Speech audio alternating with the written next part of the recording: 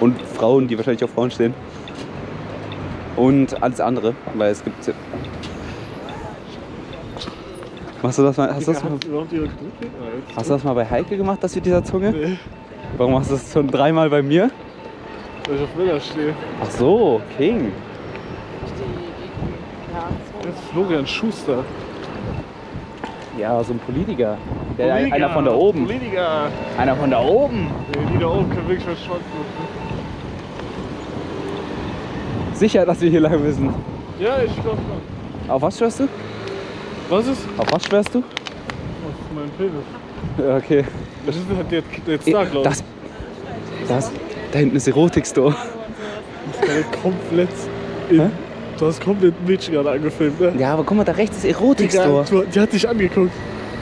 Ja, juckt nicht. Ich wollte nicht Erotik-Store filmen.